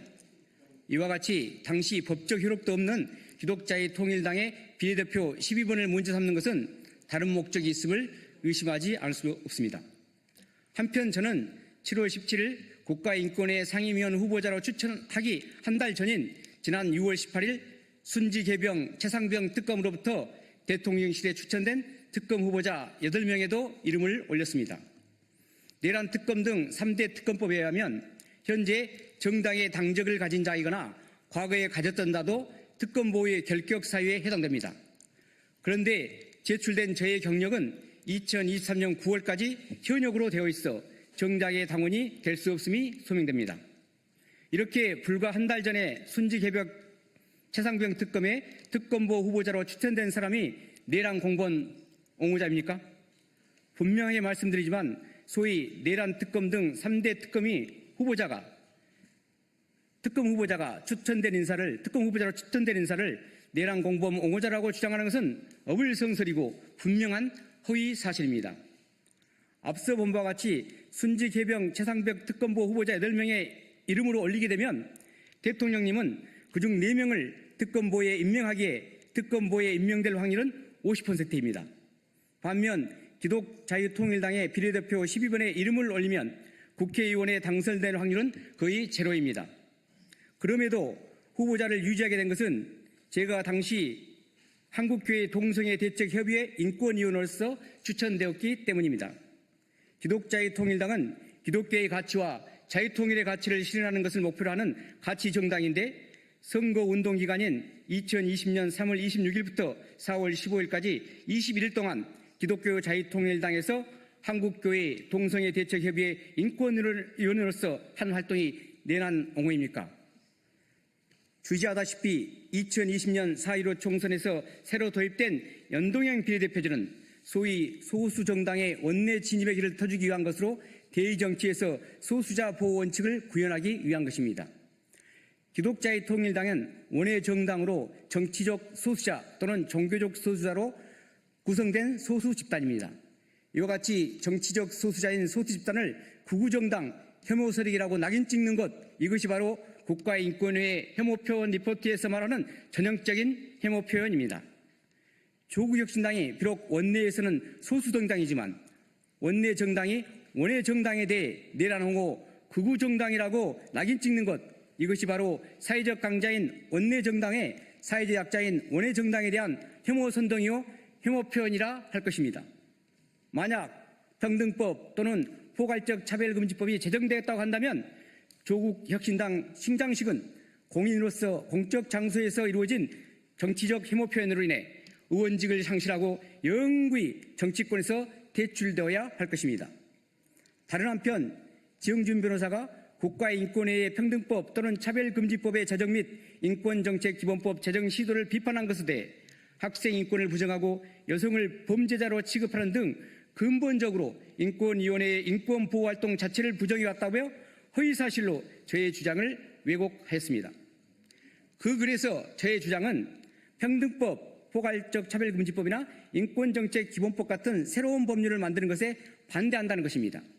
특히 평등법 또는 차별금지법에서는 성별을 남자와 여자 이외에 제3의 성인 젠더로 분류하는데 제3의 성 젠더는 남자와 여자의 성별의 구별을 없애고 화장실, 목욕탕, 스포츠 등에서 사회적 약자인 여성의 지위를 심각하게 위협한다는 것입니다. 그러므로 국가인권위원회는 새로운 법률 제정을 시도할 것이 아니라 현행 법률과 죄악에서 명문으로 정하고 있는 인권 및 자유권 보장에 더 충실해야 한다는 것이 저의 주장이었습니다. 일례로 극우 보수 정당도 대한민국 헌법에 반하지 않는 한 소수 정당으로서 원내 지집을 허용할 수 있도록 정책을 권고하고 헌법상 표현의 자유가 보장되도록 의견을 표명하는 것이 국가인권위원회가 해야 할 자유권 보장 활동입니다. 그런데 지금 언론에서는 저와 소속된 단체를 극우 보수 기독교 혐오 세력이라고 합니다. 도대체 이들이 말하는 극우 보수 기독교는 무엇입니까? 이에 반대들은 극자 진보 기독교라는 것도 있습니까? 저는 50년 넘게 기독교에서 생활하면서 기독교를 천두교와 개신교, 장로교, 감리교, 침례교 등 교파와 또는 교단으로 나누는 것은 보았지만 극우 보수 기독교나 이에 반대되는 극자 진보 기독교라는 분류를 들어본 적도 본 적도 없습니다. 이러한 표현은 차별의 선동이며 종교에 대한 증오 표현입니다. 이는 평등법이나 포괄적 차별금지법이 제정되지 않은 현재에도 종교, 사상 또는 정치적 의견에 대한 차별적 표현으로 헌법 제11조 국가인권위원회법 제2조를 위반한 것입니다. 무엇보다 국제인권규약으로서 시민적 정치적 권리에 관한 규약 제20조, 제27조는 차별, 적의 또는 폭력의 선동에 해당되는 민족, 인종 또는 종교에 대한 조치는 법률로 금지된다고 규정하고 있습니다. 종교에 대한 차별적 언사를 명문으로 금지하고 종교적 소수자를 보호하고 있습니다. 이러한 시민적 정치적 권리에 관한 국제규약은 국내법적으로 헌법과 국제법에 따라 법률과 동일한 효력을 갖는 것입니다. 그럼에도 불구하고 국가인권위는 조약에서 명문으로 규정하고 있는 차별의 선동에 해당하는 종교에 대한 증오 표현 또는 혐오 표현에 대하여 한 번도 공고나 의견 표명을 한 적이 없습니다. 지영준 변호사는 동성애자 등 성수자를 혐오하거나 차별한 적이 없습니다. 저는 친동성애 단체인 군인권센터 임태훈 소장의 후원회원으로 창립 시부터 지금까지 후원해 왔습니다. 또한 저는 상당한 기간 진보 성향 변호사 단체인 민주사회를 위한 변호사의 모임에서 활동한 적이 있습니다. 그리고 2017년 3월경 민변을 탈의하게 되었습니다. 제가 민변을 탈의하게 한 경위는 국회에서 바른군 인권연구소 주관 토론 발제자로서 군내 동성애를 처벌하는 군형법 제92조의 6을 폐지하는 것에 반대하는 발제를 한 것이 문제가 되었습니다. 민변의 소수자위원회는 저의 발제가 동성애를 혐오한다며 저에 대한 징계를 청원했고 민변의 집행부는 조직 내에서 다른 계획을 가졌다는 이유로 징계를 하는 것은 할 수 없다는 소극적 입장이었습니다. 이러한 집행부의 소극적 입장에 대해 성소수자들이 경향신문 기자에게 제보하였고 그 기자는 민변 집행부에게 왜 동성애를 혐오하는 회원에 대해 징계 절차를 진행하지 않는지 계속 괴롭혔다는 것입니다. 제가 이 소식을 듣고 민변 집행부와 상의한 후에 탈퇴하기로 한 것입니다. 저는 이 사건 이후 민변에서조차 다른 의견을 인정하지 않는 동성애 독재라는 표현을 실감하게 되었습니다.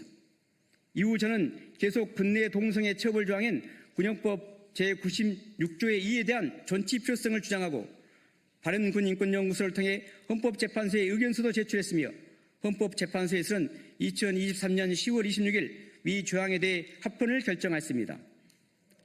이와 같이 군내 학문 선교 등 동성애 처벌 조항에 대해 존치 필요성을 주장한 것이나 동성애 처벌 조항에 합헌 결정을 한 헌법재판소가 동성애자 등 성소수자를 혐오하는 것입니까? 조국혁신당 신장식 의원은 소수정당을 극우정당이라며 사상 또는 정치적 의견에 대해 차별하고 종교에 대한 차별선동 및 증오 표현으로 국제인권조약을 위반했습니다. 이것에 대해서는 반드시 정치적 법적 책임을 져야 할 것입니다. 또한 저 지용준 제 개인에 대해 명예훼손과 인격권을 침해함으로써 정보통신망법 위반의 형사책임과 손해배상 등 민사상 책임도 져야 할 것입니다. 결론입니다. 요컨대 제가 2020년 4월에 기독자의 통일당 비례대표 12번에 한국교회 동성애 대책협의회 인권위원으로서 이름을 올리게 된 것은 제가 2017년 민변을 탈퇴하면서 진보 성향 단체라고 자처하는 민변에서조차 어찌할 수 없는 동성애 독재 현상을 몸소 경험했기 때문입니다. 당시 저는 2019년 10월 18일에 행정법원으로부터 현역 군인의 지위에 있음을 확인한다는 판결을 선고받았기에 신분이 아직 확정되지 않은 상태에서 정당에 가입할 수도 없었으며 정당원이 아닌 비례대표 국회의원 후보자 등록은 공직선거법상 그 자체가 무효입니다. 아울러 지영준 후보자는 7월 17일, 18일 국가인권위 상임위원으로 국민의힘 몫으로 추천을 받기 전인 지난달 6월 18일에 순직해병 최상병 특검의 특검보 후보자 8명에도 추천되었습니다. 이와 같이 불과 한 달 전 특검보 후보자로 대통령실에 추천된 사람을 내란 공범 옹호자로 선동하는 것은 명백한 허위사실입니다. 이러한 사실을 외면하고 조국혁신당 신장식 국회의원이 국가인권위 상임위원 후보자로 추천된 지영준 변호사를 극우 내란 공범 옹호자로 선동하고 300명의 국회의원에게 상임위원 선출에 반대해달라는 호소문을 보낸 것은 명백한 인권권 침해 및 기본권 침해 행위에 반드시 민형사상 책임을 져야 할 것입니다. 경청해 주셔서 감사합니다.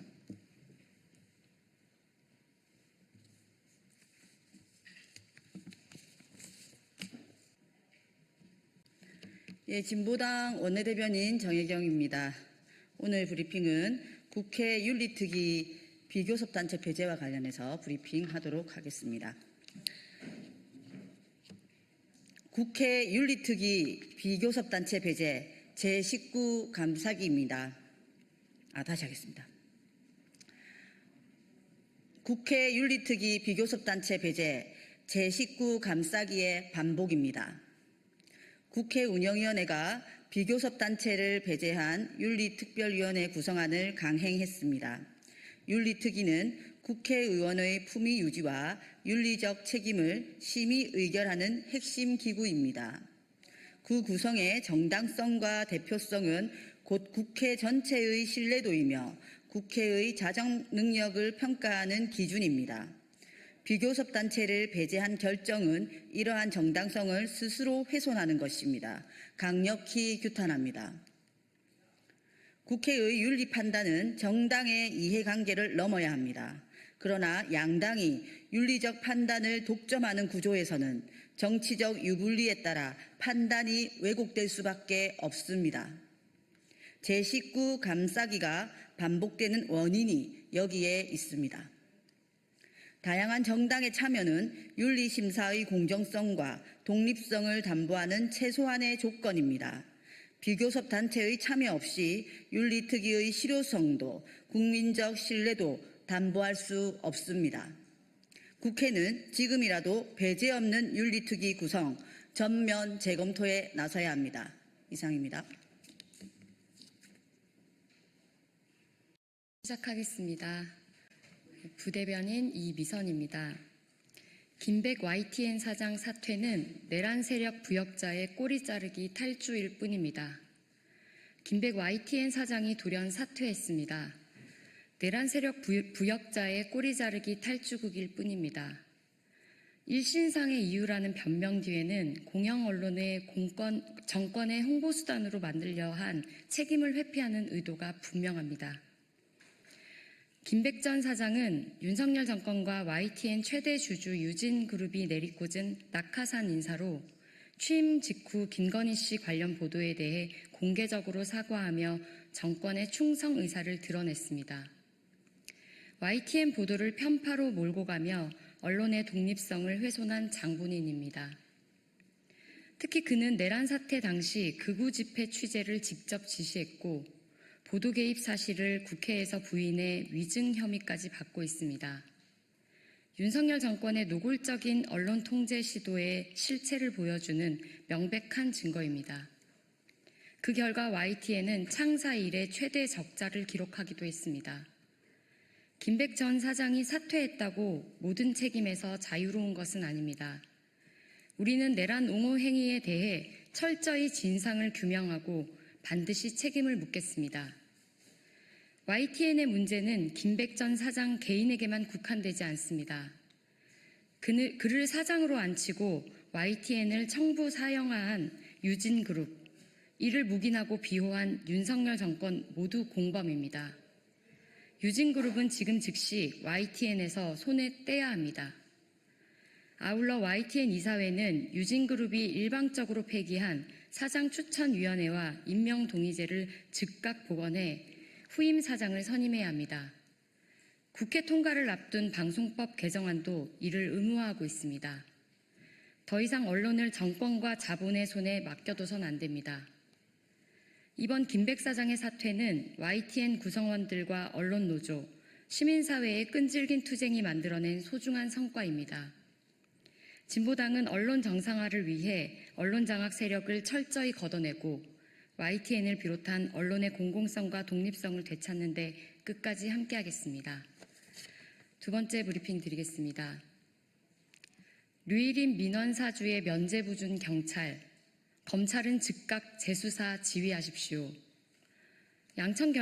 양천경찰서가 류일인 민원 사주 사건에 대해 무혐의 처분을 내렸다는 사실이 확인되었습니다. 이는 권력에 굴복한 면죄부 수사로 방송장악의 공범을 자처한 결정입니다.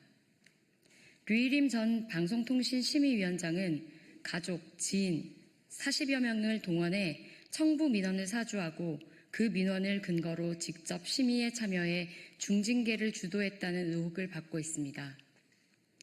내부고발자 색출을 위한 감찰, 공익신고자에 대한 보복성 감사까지 자행됐습니다. 그러나 경찰은 이러한 정황과 증언에도 불구하고 1년 6개월간 사건을 뭉개다가 민원인이 동조했다면 진정한 민원이라는 궤변으로 사건을 덮었습니다. 공익신고자는 압수수색과 통신기록 조회로 공포감 조성하며 탈탈 털면서 정작 류일임에 대한 강제 수사는 단 한 차례도 없었습니다. 이는 수사 의지가 없었거나 외압이 있었음을 보여주는 명백한 증거입니다. 경찰의 무혐의 처분으로 앞으로 방심위원장이 청부 민원을 만들어 방송사를 징계해도 처벌받지 않는다는 황당한 전례가 남게 되었습니다. 표현의 자유와 민주주의에 대한 중대한 위협입니다. 반드시 바로잡아야 합니다. 검찰은 즉각 재수사를 지휘하십시오. 이상 브리핑 마치겠습니다. 고맙습니다. 네, 진보당 민생특별위원회에서 진행하는 부담 경감 크레딧 지원 사각지대 해소 촉구 기자회견을 시작하겠습니다. 첫 번째 발언으로 박지선 진보당 강동 송파 위원장의 발언이 있겠습니다.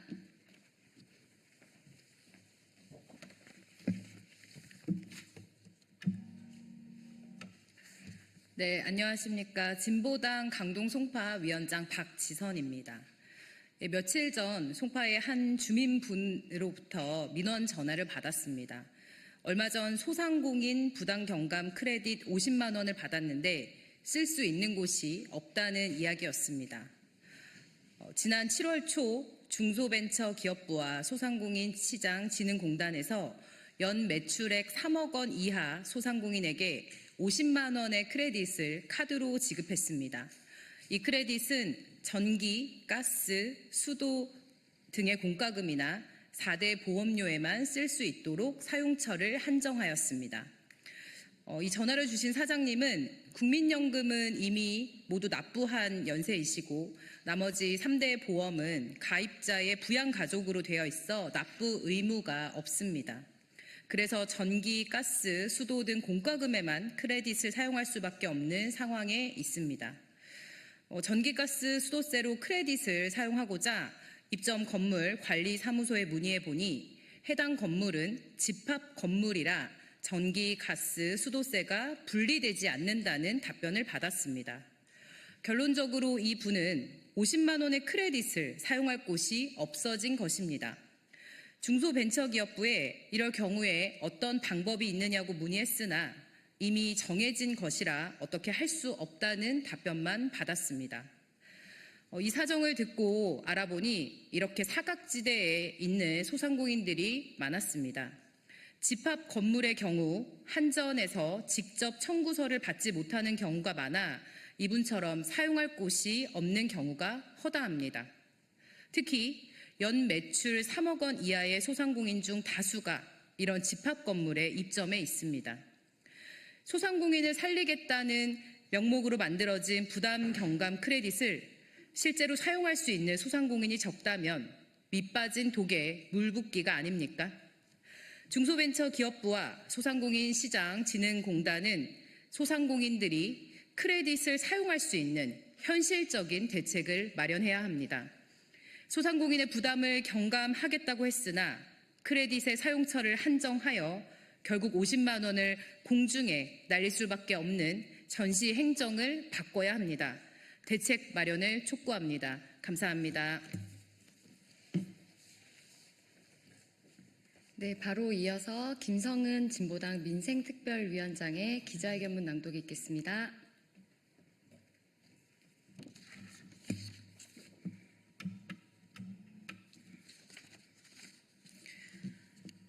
네, 진보당 민생특별위원회 간사 김성은입니다.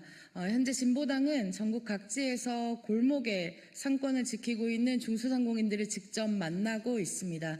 배민규제법 제정 서명을 위한 활동도 진행하고 있고요. 지금 현재 골목에서 소상공인분들을 만났을 때 가장 많이 하는 것이 부담경감 크레딧 문제입니다. 집합건물 문제가 하루빨리 해결되길 바랍니다. 기자회견문 낭독하도록 하겠습니다. 얼마 전 전 국민에게 민생회복 쿠폰이 발행되었습니다. 이재명 정부가 출범하고 민생경제 회복 및 소상공인, 자영업자 매출 확대를 위해 지난 2차 추경으로 예산이 배정되었고 지난주부터 신청을 시작하였습니다. 그것보다 앞서 지난 5월 1차 추경에서 연 매출액 3억 원 이하의 소상공인을 대상으로 부담경감 크레딧 50만 원 지급이 결정되었습니다. 그리고 7월 14일부터 전기, 가스, 수도, 공과금 및 4대 보험료에만 쓸 수 있도록 카드에 크레딧을 지급하기 시작했습니다. 이는 소상공인들의 고정 비용 부담을 줄이기 위한 지원 사업이고 연말까지 사용하지 않으면 크레딧은 국고로 회수됩니다. 민생을 살리기 위해 각종 지원금 지급은 지금과 같이 경제 상황이 어려운 상황에서 특히 소상공인들에게 단비와 같은 결정입니다. 그러나 앞의 사례처럼 집합 건물의 경우 크레딧을 사용할 수 없는 사각지대입니다. 집합 건물에서 영업을 하는 연매출 3억 이하의 소상공인들은 전기와 수도요금 등의 공과금은 모두 관리비에 포함되어 일괄 청구됩니다. 하지만 부담경감 크레딧은 관리비에는 사용할 수 없습니다. 누군가에게는 적은 돈일 수 있지만 소상공인들에게는 지금과 같은 폭염 시기에 전기세를 낼 수 있는 이 크레딧은 매우 큰 도움이 되고 있습니다. 중소벤처기업부는 부담경감 크레딧의 지원 대상인 111만 명 중 69.1%인 215만 명이 신청했다고 밝혔습니다. 하지만 명확한 사각지대 때문에 부담경감 크레딧을 받지 못하는 사람들이 있습니다. 진보당 민생특별위원회는 실제로 소상공인들에게 도움이 되는 대책 마련을 촉구합니다. 중소벤처기업부는 지금이라도 보완 대책을 마련해야 합니다. 작년에 소상공인들에게 전기세 지원을 했을 때는 선 납부 후 증빙자료 제출하면 현금으로 환급을 받았습니다. 방법은 찾아보면 무엇이든 가능합니다. 소상공인 경감 크레딧 사용 기한은 올해 12월 31일까지입니다. 아직 시간이 있습니다. 빠른 시일 안에 보완 대책을 마련할 수 있도록 진보당은 지속적으로 요구하고 만들어가도록 하겠습니다. 감사합니다. 네, 이것으로 기자회견 마치겠습니다. 고맙습니다. 네, 국민의힘 수석대변인 곽규택입니다. 대미 협상에서는 기업을 내세우고 안에서는 규제로 손발 묶는 이재명 정권, 이율 배반의 극치입니다. 어제 국회 법사위 소위원회에서는 경영권 위협법인 상법 추가 개정안이, 환노위에서는 불법 파업 조장법인 노란봉투법이 여당 단독으로 잇따라 일방 처리되었습니다. 민주당이 정치적 협의와 사회적 수기도 없이 상법과 노조법을 단독 통과시킨 것은 한국 산업의 중심축을 무너뜨릴 위험한 자해행위를 한 것과 같습니다. 그런데 아이러니하게도 이재명 정부는 외교 무대에서 법안으로 타격을 입게 될 기업들을 앞세워 한국 경쟁력의 상징처럼 포장하고 있습니다. 마스가 프로젝트를 제안하며 미국과의 협상에서 조선업의 세계적 경쟁력을 전면에 내세우고 있는 것입니다. 국내에선 규제로 손발을 묶어놓고 해외에선 기업의 경쟁력을 방패로 이용하는 이율 배반적 태도에 과연 이재명 정부가 기업을 파트너로 보는 것인지 희생양으로 보는 것인지 묻지 않을 수 없습니다. 이재명 대통령은 취임 직후 경제의 핵심은 기업이라며 재계에 손을 내밀었습니다. 그러나 현실은 반대입니다. 대통령은 겉으로는 웃으며 악수하지만 뒤로는 입법으로 목을 조르고 있습니다. 기업이 믿고 따라가야 할 국정의 리더십이 오히려 앞뒤가 다른 이중적 메시지로 혼란과 불신을 가중시키고 있는 상황입니다. 이제라도 이재명 정부와 민주당은 반기업 입법을 전면 제고하고 대미 협상을 뒷받침할 국내 신뢰 기반부터 다시 세우는 일에 집중하십시오. 기업은 우리 경제의 국가대표들입니다. 족쇄를 채우고 수갑을 채운 국가대표들에게 금메달을 기대할 수 없습니다. 오히려 국가대표들이 국적을 바꾸려 하지 않을까 우려하지 않을 수 없습니다. 네, 감사합니다.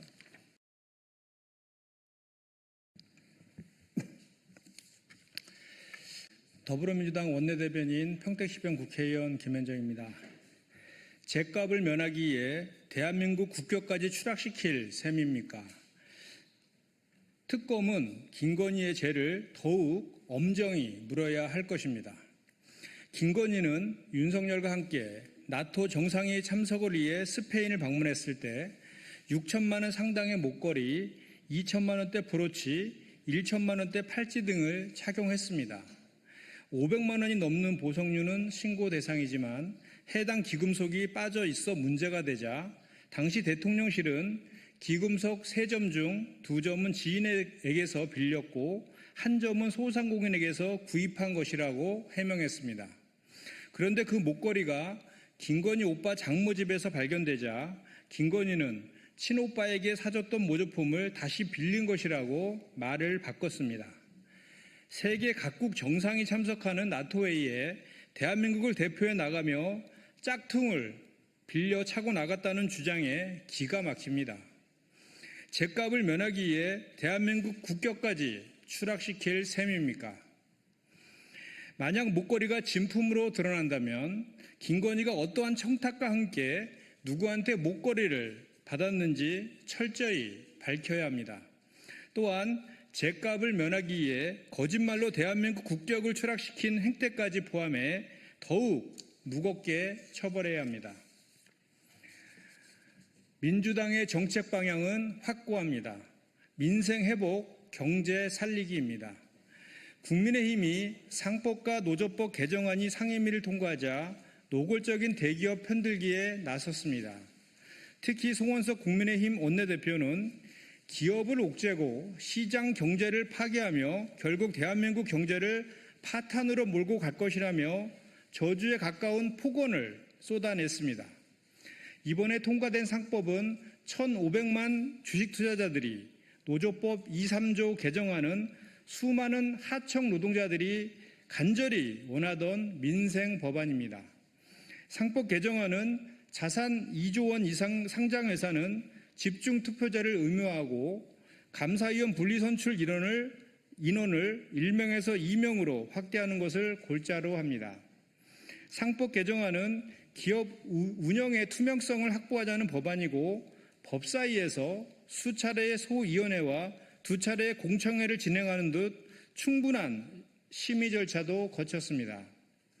노조법 개정안은 하청 노동자의 노동기본권을 보장하고 노사 교섭을 촉진하기 위한 것으로 국회가 2차례나 통과시켰지만 윤석열이 독단적으로 거부권을 행사했습니다. 국민의힘은 대기업과 소액 주주들, 대기업과 노동자들을 갈라치고 국민들께 공포감을 심는 파렴치한 행태를 중단하길 바랍니다. 더불어민주당의 정책 방향은 확고합니다. 민생 회복, 경제 살리기입니다. 그리고 기업과 노동자가 함께 잘 사는 대한민국을 만드는 것입니다. 이재명 정부와 더불어민주당은 반드시 코스피 5천 시대를 열고 민생 경제를 회복시키겠습니다. 이상입니다.